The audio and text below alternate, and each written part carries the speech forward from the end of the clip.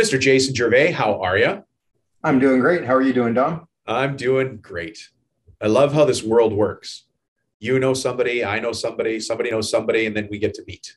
And here we are. And here we are. Yeah. And you're a construction expert in your own, with your own angle on the construction industry, really Yep. serving the same audience that we've got here. Yep. Yeah. People might not know who you are, though, Jason. So let me start with a question that sounds funny, but it makes a lot of sense. Who the heck are you? And how is it that you come to be talking to all these construction experts, business owners all around the world?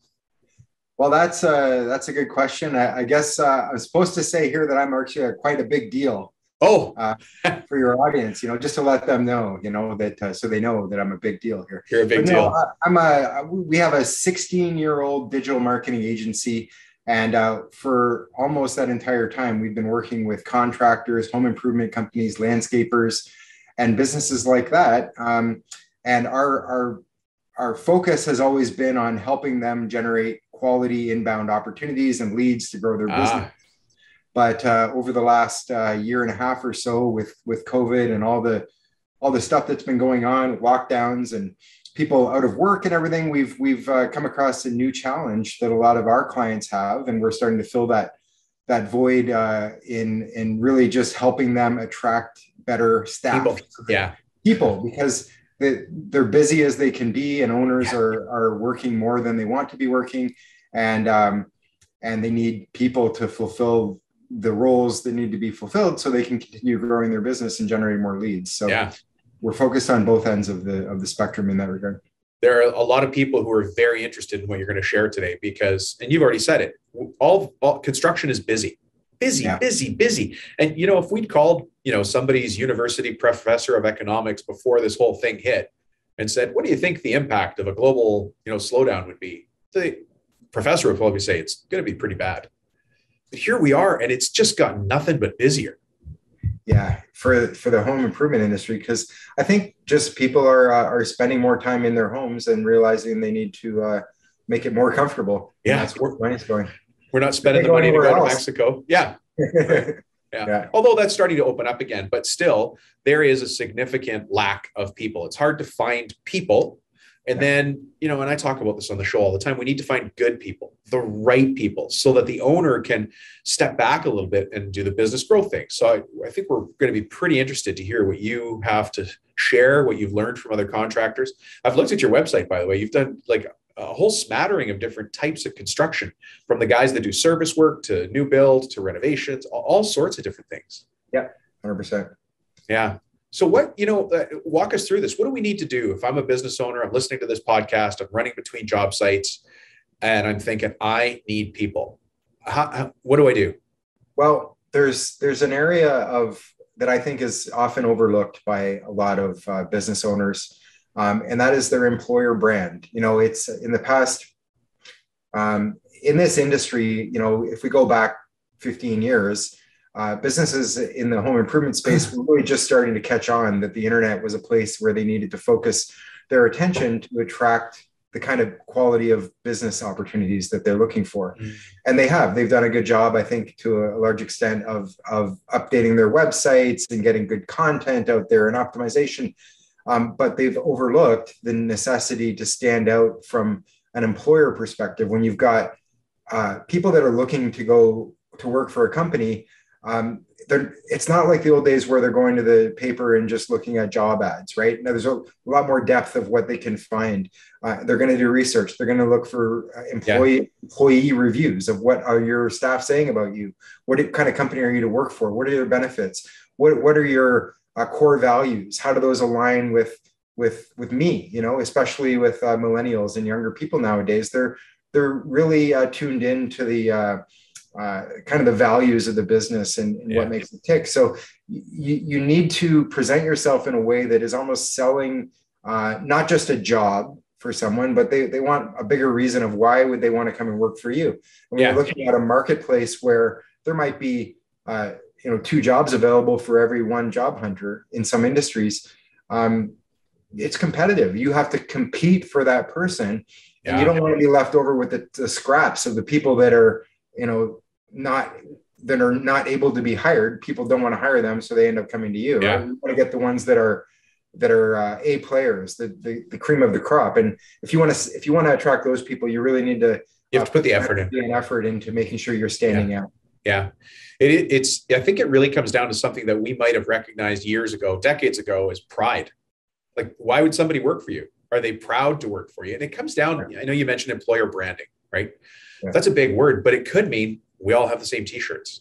It could mean we post, and well, I'm going to lean on you for this one, but posting a job in progress, posting before and after pictures, not only for our customers, but so that somebody else goes, I'd love to do that work. I'd love to make a roof look better, a bathroom look better, or fix an outdoor living space. That'd be really interesting. I like that stuff.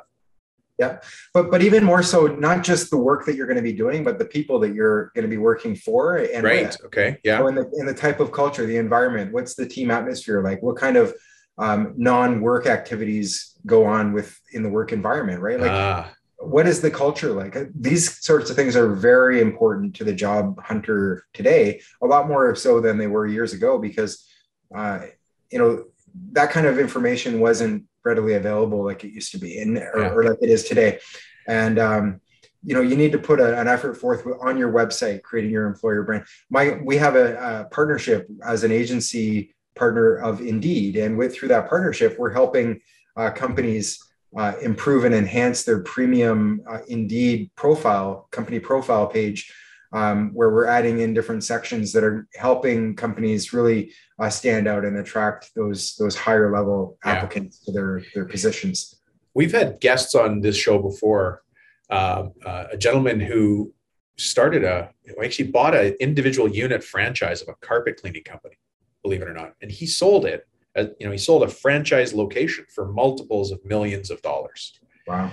And which is crazy, right? You think about it, a franchise there's a lot of riders above it, right? Because you have to report to a master franchisor, and there's revenue there that other people might take as profit, as margin. But he's a franchisee, and he built this enormous company inside this franchise organization. But one of the things he talked about was the power of the barbecue. I think he called it the power of the Weber barbecue. Because it would be very common for them to do, I think they chose Thursdays so that people didn't drink too much. But Thursday evenings after the shift, everybody came back and it was barbecue time. We're going to make hot dogs. Yeah. And you just think about it. Even if you get the most premium hot dogs, they're $1 each. Yeah. Right. So what are you investing? If you got a 20-person crew, there's $20 in hot dogs, I don't know, $11 in buns, and then, mustard and ketchup to fill your boots. What a great way to do what you're talking about, which is build that brand, take pictures, post those pictures, because people find that important nowadays. And that's something that, is the leveraging your social media to build your employer brand is a very important aspect of it as well. And, bringing your team together in those kind of culture events, doing it on a consistent basis, those are very important. We do that kind of thing with our staff, consistently. Through COVID, it's been a lot more difficult, and sporadic, but even virtually, we have weekly on Friday afternoons, kind of a team huddle virtually to get together and just kind of discuss how your week went, what you're doing on the weekend, and just kind of bringing the team together. And that sort of camaraderie goes a long way in getting people to want to stick with your team. You just reminded me of something I haven't remembered in years, but people here know that I used to be on a framing crew. And one of the things, and I don't know, maybe somebody can leave us this in the comments, but when we finished framing a house, when the roof went on, there was a roof, they called it a roofing party, but they planted a tree when the roof went on. And I don't know if that was a German thing. The crew was all German Mennonites who had escaped to Uruguay and Paraguay and then eventually moved up here. But I don't know if that's a thing for every framing crew. But that goes along with it as well, is some reason that the team celebrates a win and totally. You social media the heck out of that. Yeah. And those are the kind of things that they take interest not only in employees, but also in potential customers, and just seeing your involvement in the community and what kind of, core values and things that you believe in as a business. Yeah. Hey, this is a slight switch on the conversation, but since you're a web guy, you understand digital media. There's a lot of people out there who just have a Facebook page, or they make it their site, or they just have a house listing. They don't really have a website. Where's that going to show up? Where's the impact of that decision on the hiring? Well, That's a good question. It's not really going to have much of an impact at all in hiring because you don't really have. It's almost like having a business with no location. You know, um, a lot of construction businesses, especially, they're working on the road, but and even more so in that case, you need to have a location, and your location is your website. That's where people learn everything about you, right? Right. Your house and your Facebook, those are tools that can be used to help you in your business, but your website is it's your business address. If you, whether or not you have a physical location, that is your location. That is where people are going to go to learn about your business, whether they're potential customers or potential employees. Yeah, that's where they're virtually going to check you out. Yeah. Yeah. I mean, one of the things that I remind business owners when I'm working with them is think about who your ideal client is. And then there's different social media channels for different types of customers, right? Exactly. So if you've got an affluent, I'm going to say educated customer who's working in some executive position, you probably need a LinkedIn profile. Yeah, again, LinkedIn is a good place for building. If you're working in a B2B space and you want to attract those kind of people, or maybe you're a contractor that's really looking at building, doing work for executive homes and things like that, then that's your target market. LinkedIn can also be a great place for marketing your business from an employee perspective as well, depending on who you're hiring. Yeah, that's right. Yeah, because some employees might not be looking there, but it's a good place for marketing. Yeah. When you sit down and look at my website, let's just say I'm a renovator or a roofer. You choose. What would I be? Will I be a renovator, a roofer? You can be a renovator. How's that? Okay, so a renovator. If I'm a renovator and you go to look at my website, what are a couple of places that you are going to expect in advance that I'm probably making some mistakes? I'm just off the mark a little bit. What are you looking for those hot spots? Well, again, it depends. We have a 30-point or so checklist that we okay. when it comes to assessing a website for conversion optimization perspective. So conversion optimization is when someone comes to your website, more than just a brochure, you want them to take a desired action, which is anytime somebody takes an action on your website, we would call that a conversion. So that might be as simple as a phone call, or a filling out a form, sending you an email, downloading something of value, buying something or whatever. Okay. So there's a lot of points of how to optimize a website to convert more opportunities for you. But from a employer brand perspective, under About Us, you need to, express your core values, have a careers section, and don't just, list the jobs that are open right now, but really build the why. Why would somebody want to work for you? Not just kind of pushing out, this is the job, this is what your roles are, but making it more attractional. And why would an individual want to apply for a job with your company? Yeah. I want to add that in my observation, like as I've gone through watching professionals like yourself showing a company how to get a stronger presence to build it, people, that no one thing is the magic key. It's like it's bricks in a wall. Everything is one brick. Everything is a piece of mortar. And it's doing all of them that makes you who you need to be. It's not doing one of them that's this magic pill to change the outcome. It's a combination of things, right? Yeah, 100%. Yeah. You mentioned Indeed. Now, that's a place that a lot of people hire, although they're also hiring on Facebook, on Craigslist. Yeah. I think Craigslist might be in some markets anyways, declining as a place to look. But if you talk about those three channels, Craigslist, Facebook, and Indeed, what do you see as the pluses and minuses or opportunities in those? Well, I can only really speak, first of all, I can't speak for any one company. We have this partnership with Indeed, but I'm obligated not to speak kind of on their behalf. I'm not a employee or representative of Indeed. I feel like Geraldo Rivera right now asking a tough question. I'm just trying to say, if I've got $1 to spend and I'm that renovator, do I invest that dollar in a Craigslist ad, in a Facebook ad? I know those are free, or Indeed. Like, what would I? I mean, I like the Indeed, what Indeed is offering right now, because they have sponsored job postings. Their goal is to become the Google of the industry of recruiting and hiring. Really? Okay. And when you when I look at their platform, it reminds me of where Google was when I started this business in 2005. Google advertising was a young industry at that point. It was great. It was cheap to buy clicks and everything like that. But we knew that when you advertised, search engine optimization aside, the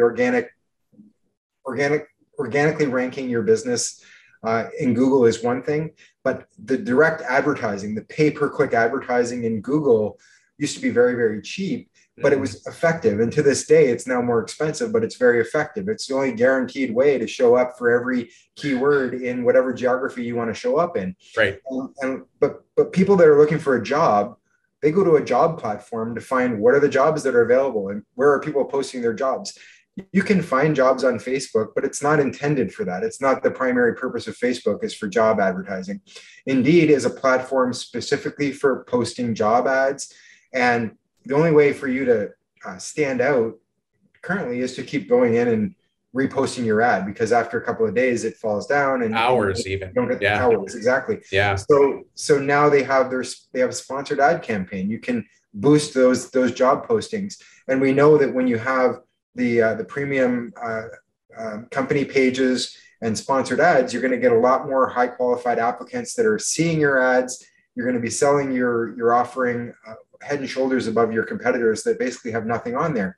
So there's a tremendous opportunity as a business owner to make sure that you're getting those higher level applicants to your doorsteps. And instead of kind of settling for whomever you can get through that job ad, you've got demand where you've got more applicants and therefore can be more selective of who you want to choose for the role you're trying to fill. This is so important because the business owners listening here, and you would know this already, Jason, is they want to grow. And the problem that we all face when we're growing is we're really good at whatever we do. Whether you're a roofer, whether you're a cabinet maker, whether you're, you build fences, you're really good at it. And it's hard to find another person who's just as good as you. As a matter of fact, one of the things I've seen over my years is if I can find somebody who's 80% as good, as fast, as accurate, who cares as much as me, that's a rock star. Usually we're finding people who are 50% of me, 40%. And that's why it's so important that we hire the right people and we invest in this, because otherwise we're just going to get what walks through the door. And it's the same in business as it is in life. If you don't have a lot of choice, you're forced to make a bad decision. Yeah. And business owners they're stuck because they don't have enough people to do the work. So they end up doing more of the work themselves. Yeah. And when I started my business, the last thing I wanted to do was spend all my time building websites. I just want to run a business. I want to run a successful business. Yeah. I want to have a good team of people that support me. And we currently have 10 staff in our business, and they all do a great job. And we're looking at acquiring another business. So that's like ours. So yeah. In order to free yourself up to be able to think forward and grow your company, and even to take on more work, the quality work that you want to be taking on, you have to have the right people in the right seats in order to free yourself up to be able to do that. And you have to invest in those people and finding those people. There's something that I talk about a lot on the show. And as I say this, a lot of listeners are going to roll their eyes and some are going to smile. But there's a number called revenue responsibility per hour. And it's super simple. But it goes to exactly what you're saying, Jason, which is if I did $1 million in sales last year, top line sales, right? This is how many contracts we did, about $1 million. Yeah. All I have to do is divide that by how many hours I work. Now, this is where it gets a bit funky because I just say, if you're open 250 days a year, 5 days a week, you work 8 hours a day. Right now, everybody's laughing because I know most of my listeners don't do that. But that's 2,000 hours. It's easy math. That's all I'm trying to do is just roughly how many hours did you work in a year? That means you, and Jason, I'll point to you at this, you are responsible as the business owner for $500 an hour in productivity in this company. That doesn't mean we're billing you out at $500 an hour. It means you've got to watch over 5 people at $100 an hour who are producing 100 for you. It's however the math works. Yeah. And until I get my head wrapped around that, I'm going to be stuck. I'm going to be stuck in the guy swinging the hammer or pushing the saw or turning the wrenches. I'm going to be stuck there. I've got to change my mindset and invest in tools like this. Invest a little bit of money, find the right people. Now I've got maybe a project manager or an estimator, whatever's taken the big chunkier time that makes the hair on the back of your neck stand up when you know you have to do that job. Yeah. That's what you got to go replace in order to grow. Yeah, 100%. And that's always been the focus, like for in our business is it started with just myself, and then we started hiring staff. My wife came and she was running the kind of the back end operations side of the business. And our goal for the last number of years has been to replace her in the role. And now we've successfully done that. We've got a director, congrats. That's great. Leading the operations for the business. And that's tremendously freed us up. And that's what makes us able now to look at doing an acquisition and growing our business that way. I love this story. I know we're on a topic here, but you just mentioned something that I really urge people to do. And your growth has been, hey, you started up, you've got passion for this business, you know it, you started up, and then your wife helped you with the admin side. Do you mean like the books and making sure orders and more operations and project management? And then she grew into kind of being more HR and leading our team. And so over the past 3 years or so, we've kind of moved toward just empowering our staff more and creating more levels of leadership on our team so that we can free ourselves up. So my only responsibility is growing the business, and my wife Denise she does some of our HR hiring, but outside of that, she does nothing else. So. Yeah. The reason I bring this up is because that progression, that path that you took is very common. And there comes a point when you've got to say to the person doing your books or your project management, thank you for your help. I appreciate it. You used to be something else, and now you stepped in here to do the books or the project management or estimate, whatever it is. Mm-hmm. But it's also awkward to have that conversation to say, I know you've been a big part in the growth, but now you're smiling already. For those of you who can't see the YouTube video, Jason knows where I'm going with this. How do you have that conversation with your sweet wife who stood by you the whole time and said, honey, it's time for you to go do what you love. And it's not this. It was her. She was good. She was pulled into doing something that she didn't have we follow Traction, the EOS system. Love it. Yeah. And she was the integrator and I'm the visionary, but they talk about GWC, the get it, want it, and capacity to do it. Yeah. She had none of those three things. She only did it out of absolute necessity. To keep the family going. Never wanted it. I guess she got it from the perspective of of course she got it.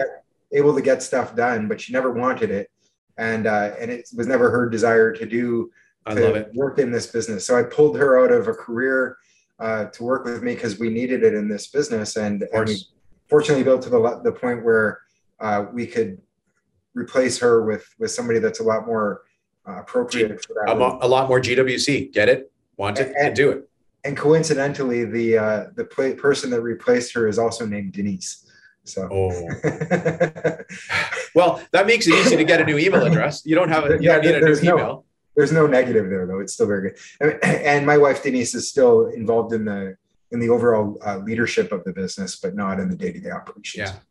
Well, it's an interesting path that you went through, and there's a lot of people listening. I know this is a super common thing in the business, and it happens a lot around bookkeeping. Is you just get your wife or your uncle or somebody's doing you a favor, but there comes a point in time when you've got to say, thank you, I appreciate it. Within the next 6 months, we're going to set you free. You don't have to be tied to us anymore. You don't have, but it's an awkward convo. Anyways, to do that, we got to get back to what you do, which is helping us find people in the online world. So I opened this sort of path with, what would you look at my website? You said you have a 30-point thing to assess me by. Where do you see most of us getting it wrong in our websites? You started and said employer branding, but what other things are you looking for? Well, calls to action, where your calls to action are, not just relying on someone to go to your contact us page to get an email address or phone number. It's like you need to make it very obvious and easy for people to do what you want them to do on your website, whatever that is. Right. So there's a process that we go through to making sure we do that. And also, like, a lot of people, especially in home improvement industry, they think that all they need is nice pictures, and the nice pictures are really important, and they do sell the work that you do. But in order to be found, you need written content and other forms of content that are going to attract the search engines to finding you for those keywords. So you can't underestimate the amount and quality of content on your website. It needs to be well written. It needs to have the right keywords. You can't just have 50 or 100 words on a page. You should have, doesn't have to be a 2,000 word essay either, but we recommend at least 300 words per page of content that's optimized for a specific keyword phrase that is based on research, knowing what people are searching for. Yeah. And competition levels and things like that. Yeah. There's a couple things there. First, can you go back and explain to us what a call to action is, or what that action button is on a website, used properly and used improperly? How would, I know we're talking here, so it's hard for people to visualize, but what does that look like when I see it on a site? Well, it just can be like, request a quote, for example, would be, but making it a visual, something that kind of stands out on the page. It's a big button that says click here, download now, free. Yeah, download now. Exactly. Whatever that, you're just basically the language on the button or on the link should relate to what you want them to do, right? Yeah. And it shouldn't be click here, right? For more information, click here. Like, that doesn't really help me, but get a quote, that's the button, request a quote. And placement on the page, having it at the top of the page, the middle of the page, and the bottom of the page, because people will kind of scroll down and skim through the information, and even using text links in the content itself. If people are reading it, contact us for more information. Boom, you click that button and here you go. When you look back at the data, what are you seeing for people like consumers, the homeowners or whoever is looking at a website? Are they coming in on mobile devices, or are they coming in on desktops or laptops? Can you tell that info? Yeah, we can tell that info, and it varies by industry. But for home services, it's definitely more than 50% of your first-time visitors, at least, are visiting on a mobile device. So it's important that your website is mobile responsive, but not just responsive. Like, you can have a website that you can use on a mobile device, and then you can have a website that is easy to use and really provides a positive user experience on a mobile device. It's important that you focus on the latter, that it's got a good user experience and that people are able to take the actions that you want them to take directly from the mobile device. Yeah. And then a lot of people will want to look at I know myself personally, a lot of times I'll start my research on a mobile device and then I'll go to the desktop if I'm interested, because I want to see it in a larger format and drill down a little bit more. I'm amazed at how much my wife uses her phone to research things. It's frustrating to me because I need glasses, and every week I need stronger glasses. But it occurs to me that sometimes people will build a website, but they'll do it themselves in Wix, which is fine, or something like that. It doesn't matter what provider. But then they don't do that extra step to go see how it'll look, because you build it yourself on your laptop or on your computer. But then you've got to take that extra step to go see how it's going to look if I look at it on a phone, on an iPad or some sort of mobile tablet, because it looks different. It's laid out different. And if it's wonky on a mobile device, I don't think you're a contractor who's got your things lined up either. It doesn't, like you said, it doesn't lend itself to the whole story there. Exactly. And, as much as those platforms are good for a small business that doesn't want to spend money on their web presence, you can get a good start with a Wix or whatever type of do-it-yourself platform is available. But from a marketing perspective and making sure that you're attracting the right audience and that you're optimized properly for search engines, more advanced tool, it's worth it to make the investment at the appropriate time to get better results and attract more inbound opportunities and leads. It's just like the tools we have in our toolkit. I've bought cheap tools. I've bought cheap files, cheap screwdrivers, and guess what? The cheap screwdriver snaps, and then I scar whatever I'm trying to work on, or it bashes my knuckles. And when you get the right tool for the job, you get clean work done properly, efficiently, effectively. I don't have to go back and redo it because now I scratched the surface. I was trying to just put in a screw with a screwdriver. Cheap screwdrivers bend and they break and they chip, and then you jab the face of the product, right? Yeah. But let's get back to the recruiting side. When you start to have a conversation with me, I'm a renovator in our game today. What are you going to walk me through to get me to the point where we've got ourselves set up to be ready for the right applicant to join our team? So there's a couple of things. One is you should have a careers section on your website, which we talked about. You should have in Indeed and LinkedIn and whatever tools you have, kind of an employer profile as an employer. Right. Yeah. You should invest to enhance that profile. Don't just put up a basic. Have a real visual represent. Think of like in Indeed, for example, they have their premium profile pages, which enhance your offering. It allows you to put more of a story about who you are. So think of it as your employer website, right? Employees that are looking for jobs aren't going to Google to find companies like you. They're going to Indeed first. So when they find your company, your profile in their platform needs to really put the best foot forward for how you're going to present your company. Plus, by going with their premium offering, you have more opportunity to show up more in the searches for related jobs. So it just enhances the entire campaign for you. And making sure also that you have a strong employee. We all know the importance of reviews when it comes to getting new customers. Reviews by employees is equally important. Wow, I hadn't thought of that. Yeah, so asking your employees. Your future staff will be looking at what your employees and past employees say about you. And so and it's a star rating, it's out of 5. It's the same thing. So Indeed recently purchased Glassdoor. So people may not know what Glassdoor is. Do you want to just give us 2 seconds on that? It's an employment review site. It's a star rating. Your Glassdoor rating is where your employees can go in and review you as a business owner, and it talks about your management. It talks about what it's like to work there, and people will make comments. So you have reviews in the Indeed platform itself, and then you can have reviews in Glassdoor as well. And there's other platforms like that as well. But it's very important. It's equally as important for you to get your staff to go in and give reviews as it is for you to have your customers give you reviews. It may be even more important because those employees that you hire are what are going to satisfy your customers in the years to come.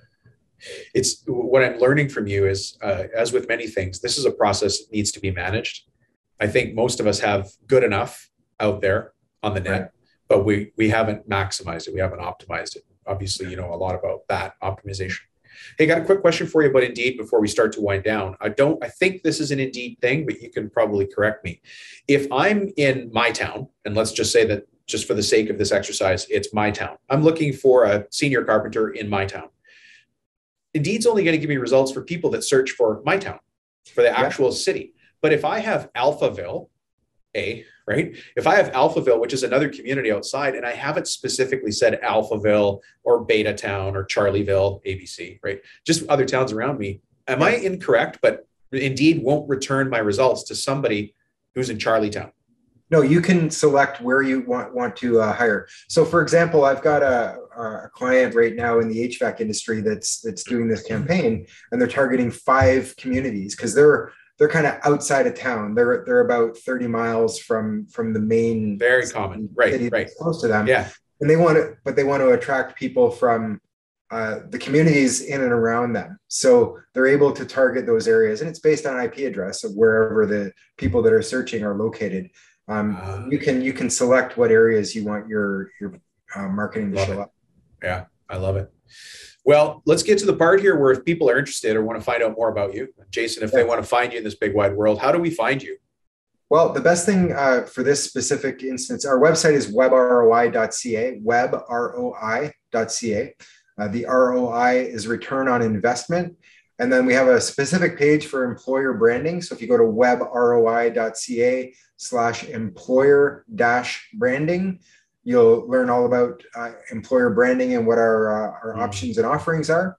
And if you're interested, reach out to us. We'd be happy to see if we can help you out. Excellent. So you just give you a call or find the website and shoot. There's a form. There's a form on that page. You can download some information or request a consultation, and we'll talk to you. Just for people who might be driving, what kind of industries have you guys already done this kind of process for? Just like you mentioned HVAC. We talked about renovators. What other industries? We work with a lot of landscapers, home improvement companies, so renovators, builders. HVAC is a big one that we've done. We have like several clients in the HVAC industry. Yeah. Cabinet makers is another one that we've done some work for. Flooring. Roofers. How about roofers? Yeah, roofing companies. Actually, that's a good one. We've worked with pretty much every industry to do with the home and home services and home improvement. Okay. Well, Jason, thanks. I mean, you came on here today and you're like a guest lecturer for us. You gave us a high level, a couple of to-dos, a couple of hot points, and I appreciate it. I appreciate it also. Thanks very much for having me today. Yeah, have a great day. We'll talk to you again.